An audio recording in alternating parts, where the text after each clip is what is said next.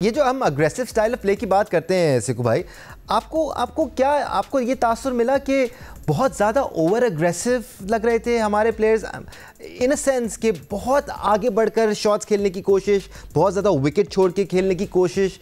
क्या T20 format में भी आप पैर जमाकर भी हिटिंग कर सकते हैं, या फिर ये सही तरीका है, या अग्रेशन इसी को कहते हैं? मैं जानना चाह रहा हूँ आपसे। ये देखो, मैंने तो बड़े बड़े अच्छे खिलाड़ियों को जो कि टेक्निकली साउंड खिलाड़ी हैं उनको T20 में रन्स करते देखे हैं, वो भी कर सकते हैं और इनका अपना एक स्टाइल है स्कोर करने का। जैसे साइम को मैं कहूंगा कि उसने बड़ा गलत शॉट मारा, गेंद ऊपर थी, नया बॉल था, उसको एक तरीके से उसने स्वीप शॉट खेल दिया।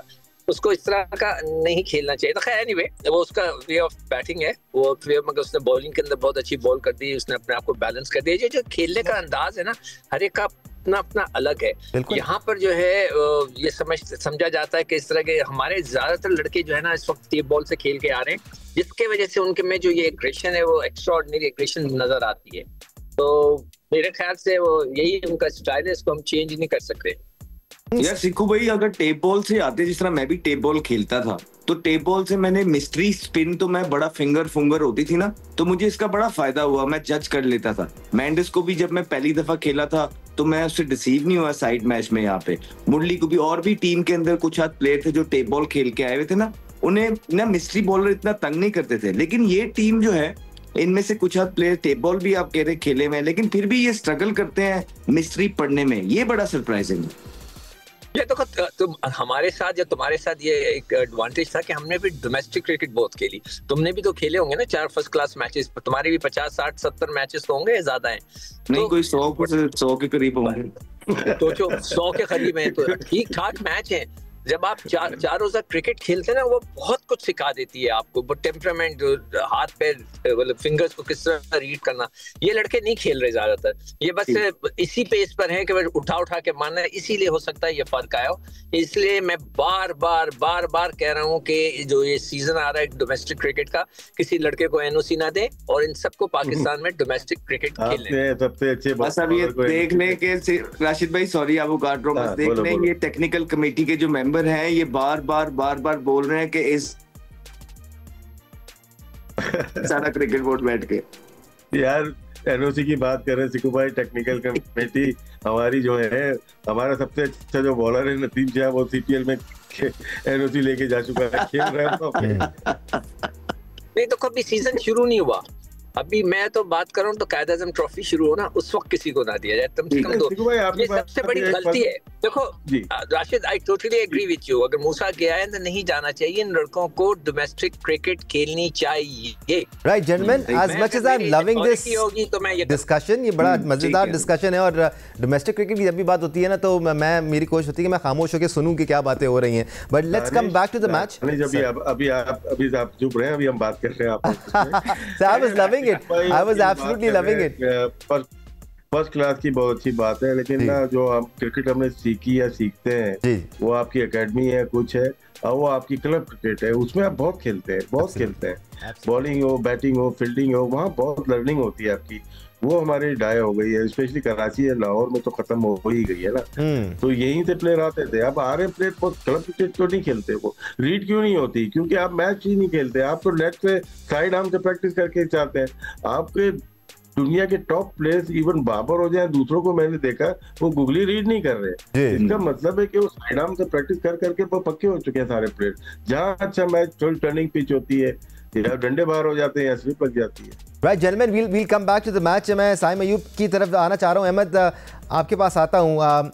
हम अटैकिंग क्रिकेट खेलने की बात करते हैं। सिक्कू भाई ने ये भी कहा कि हर प्लेयर का अपना स्टाइल ऑफ प्ले होता है। हम दूसरा रीड करने की बात कर रहे हैं, नकल बॉल रीड करने की बात कर रहे हैं, लेकिन ये तो बेसिक्स है ना क्रिकेट की, कि आप आते हैं, आप पहला बॉल खेल रहे हैं, आप कंडीशंस को जज करते हैं, आप नया बॉलर फेस कर रहे हैं, आप उसको रीड करते हैं। आप ठीक है अग्रेसिव इंटेंट के साथ आए हैं, लेकिन आप अग्रेशन वी में भी दिखा सकते हैं। इसको किस तरह देखते हैं आप कि साइम अयूब पहली बॉल पे क्रॉस जा रहे हैं और बिल्कुल ही हॉरिजॉन्टल क्रॉस जा रहे हैं? ये तो फिर थोड़ा सा खतरे को दावत देने वाली बात हो गई।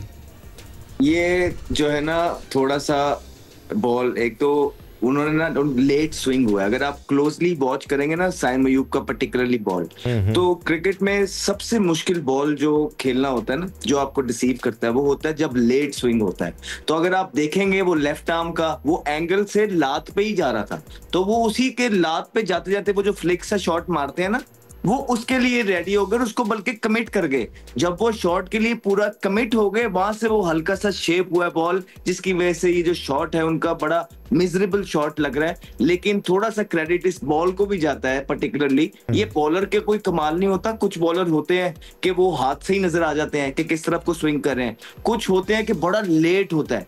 तो ये कोई बॉलर का इतना कमाल नहीं था, लेकिन ये बॉल जो पर्टिकुलर बॉल था ना, ये एंगल जो था ये लात की तरफ ही जा रहा था। एंड में वो बिल्कुल शेप बना है, लेकिन उस टाइम तक साइम अयूब कमिट करते गए हुए थे, उनके पास चांस नहीं था अपना शॉट रोकने का। और उसके बाद देखें हल्का सा ये लात पे, अब ये नहीं हुआ। अगर आप इसको क्लोजली वॉच करेंगे ना, तो ये एंगल से उस तरफ जा रहा था, पड़ के पूरा सीधा हुआ है वो बॉल, अगर क्लोजली देखेंगे तो थोड़ा सा इसलिए ये शॉट बहुत बुरा लग रहा है। पहला मैच था, I am sure he will learn from his mistakes. ठीक कहा आपने कि जितना सामने खेलने जाएंगे उतना बेहतर होगा इनके लिए। अब राशिद भाई चले मान लेते हैं अच्छा बॉल था, एंगल हुआ, अंदर की तरफ आया, at the end of the day है बैट्समैन एरर, और इसी किस्म के एरर्स साइम अयूब करते आ रहे हैं, जिसकी वजह से उनकी एवरेज 22 है, वरना और बेहतर हो सकती थी। He is a better player than that, और एक्सपेक्ट करना चाहिए अपने बैटर से हमें। जी सर, जब आप अच्छे परफॉर्मेंस करते हो तो लाडले हो जाते हो टीम के अंदर। तो मुझे ये लाडलापन हमने बहुत देखा हुआ है पाकिस्तान टीम के ड्रेसिंग रूम में। वेरी गुड प्लेयर, डाउट नहीं है, लेकिन कोच या कप्तान पूछे अकेले में कि कर क्या रहे हैं आप, तो ऑटोमेटिकली चीजें अच्छी हो जाती है। ये हमारे साथ बहुत हुआ है, जावेद मियाँदाद हो या सलीम मलिक हो, नई परफॉर्मेंस होती तो किसी के सामने कुछ नहीं बोलते थे, सिर्फ एक साइड पे ले जाके सिर्फ धमकी देते थे कि भाई ये जगह आपके लिए नहीं है, तो आपको जितना लाड प्यार कर ले, परफॉर्म आपको करना है अंदर। तो हम उसको बॉलर बनाए जा रहे हैं, ठीक है, अच्छी चीज है कि नया बॉल कर रहे हैं, अच्छे आउट कर रहे हैं, वो अपनी बैटिंग से बहुत दूर हो गए, बैटिंग से दूर होते जा रहे हैं। सिर्फ वो कंडीशनल प्लेयर होके रह गए कि उनको शॉर्ट ऑफ लाइन मिलेगी, तो यूएई के खिलाफ मिली, उन्होंने मारे, और सिक्कू भाई ने उनके बॉलर को भी बोला आपने पीछे बॉल की है, तो वो रन किए। जहां बॉल आगे से सीम होगी, इनको फखर को प्रॉब्लम होती है, अहमद ओपनर रहे हैं, उनको पता होगा, जहां पे इनको आगे से सीम हुई या स्विंग हुई, ये कमिट हो चुके होते हैं पीछे की बॉल के ऊपर। आज भी यही बहुत दफा आउट हुए, और इस पे कवर देखिए, सीधा खेलना पड़ेगा आपको। हर पिच पे एक जैसा नहीं खेला जाता, हर पिच डिफरेंट है, हर टीम पेस जहाँ कम होगी। तो आज देख रहा था, ये जो खड़े हो रहे हैं ये तो बहुत ही अंदर खड़े हो रहे हैं, इन पिचेस पे तो आगे खड़े हो जाओ ना। ये टेक्निकल चीजें करनी पड़ेंगी। और जिस तरह से वो आउट हो रहे हैं, एक दफा नहीं बहुत दफा, कभी शुरू में ही आउट हो रहे हैं, इसका मतलब है कि सिर्फ आपको ठीक है मारना है, लेकिन 2 ओवर तो अपने लिए खेलोगे यार। 2 ओवर में आप बाहर आ रहे हो, आप निकाल के देख ले, अपने स्कोर कार्ड निकाल के देख ले, 2 ओवर में आप बाहर आ रहे हैं। नहीं, वो ब्रेडमैन से भी 2 ओवर में शुरू में नहीं लगते, 2 ओवर लेते ही लेता है वो। तो आपको थोड़ा टाइम लेना पड़ेगा आपको, ठीक है। दादा फरहान कुर्बानी दे रहा है, आपके लिए दे रहा है ना, वो साथ में आप भी साथ में उसके चले आ रहे हो, तो ज्यादती कर रहे हो, टीम के साथ ज्यादती कर रहे हो। तो ये बहुत अच्छे प्लेयर हैं, ऐसे प्लेयर कम मिलते हैं जो खुदादा सलाहियतों के मालिक होते हैं, और हैं, लेकिन इनको लाड प्यार में खराब ना हो जाए ये लोग। नहीं अहमद, हमने बड़ा बिलीव किया है इन दोनों के पोटेंशियल में, खासतौर पर साजिद फरहान और साइम अयूब। जब से ये पाकिस्तान के ओपनर्स बने हैं, एक उम्मीद होती है कि आपका स्ट्राइक रेट अच्छा रहेगा, आप पावर प्ले में अच्छा स्कोर करेंगे, बट उस तरह दोनों डिलीवर नहीं कर रहे हैं। और बहुत ज़रूरत है हमें कि ऊपर से पावर प्ले में 55-60 रन तगड़े लगे, ताकि प्लेटफॉर्म और बेहतर सेट हो। आपका middle order, lower middle order आपको बेल आउट कर रहा है पिछले कुछ टाइम से। अगर 51 स्कोर भी हो जाता है ना, तो यूएई के अंदर अच्छा है। देखिए, एक बात अच्छी की है राशिद भाई ने बीच में, बहुत जबरदस्त बात है कि देख, तो फिर उसको करने दे वो चीज शुरू के अंदर आके। तो जब आप उससे पहले ही आउट हो जाएंगे और एक्सपेंसिव शॉट खेल के आउट हो जाएंगे, तो फिर वो भी फिर इसी तरह खेलेगा जिस तरह वो आज खेला है, ठीक है ना। वो भी फिर 29 बॉल पे 29 करेगा, तो आप उसकी भी बेसिकली जो है ना गेम खराब कर रहे हैं, क्योंकि जब आउट हो जाता है ना तो एक प्रेशर पड़ जाता है, इंसान कहता है कोई अब मैं मारूं या ना मारूं। तो ये बात तो बिल्कुल ठीक है, और बिल्कुल आप सही कह रहे हैं कि हमारे जो पहले 3 बैट्समैन हैं, फखर जमान, उसमें से जो है साहिबजादा फरहान और जो है साइम अयूब, इनको स्टेप अप करना है। आज तो बल्कि कंपटीशन तो देखें और बढ़ता चला जा रहा है। जिस तरह हारिस ने आज इनिंग खेली है, ऊपर जबरदस्त इनिंग खेली है, तो बहुत पॉजिटिव है इस गेम के अंदर और बड़ी चीजें हैं जो डिस्कस की जा सकती हैं। लेकिन अच्छी बात है कि जब जीत के माइनर सी एडवाइस सीनियर से मिले, जिस तरह राशिद भाई बैठे हैं, सो ये हमेशा हेल्प करती है। और